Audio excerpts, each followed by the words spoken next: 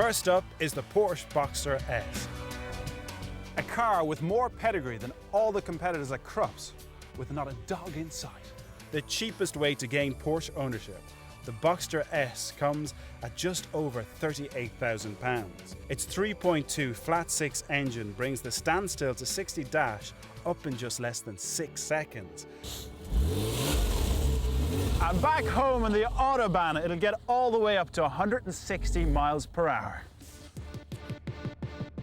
Next up is the Lotus Elise, taking a very different approach to open-top roadster design than Porsche. The Elise basically throws away everything you don't need, and I mean that. This 111S is their luxury model, which means you get an amazing and dazzling amount of mod cons, like a carpet and a stereo. Oh, how they spoil us. But if you thought that the Elise was a no-compromise driving machine, well, I can tell you, you ain't seen nothing yet. The TVR Tamora keeps the same back to basics. If you don't need, you ain't got it ethic. But adds a stonking 3.6 litre Speed 6 engine with enough torque to move county borders. It's the quickest to 60 of our three, taking less than 4.5 seconds. And if you're brave enough, it can go all the way up to 160 miles per hour. Now, there are two schools of thought when you talk about exterior design of a roadster. You have the gentle, sleek, girly route, or the mean, aggressive, bulging, if you've got it, flaunted route. Not difficult then to see which route the TVR took.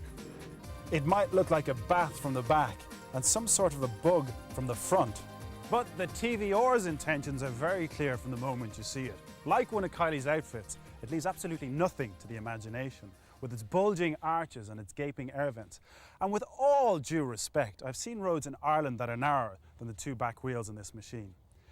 It's not a handsome car, some of its dimensions are out of proportion, but what it does do is roars at you, absolutely screams at you to get in and give it your best shot, and it would probably laugh at your best effort. This is one machine that you will see in your rear view mirror.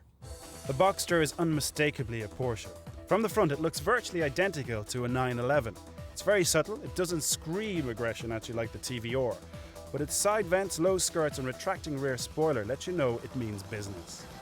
The Elise is the prettiest of our trio. It's more aggressive than the previous model with a meaner stance and a more substantial look, but it's still no TVR. Funnily enough, its tiny dimensions are what lets you know the Elise ain't messing about. Let's face it, it looks fast, just standing still.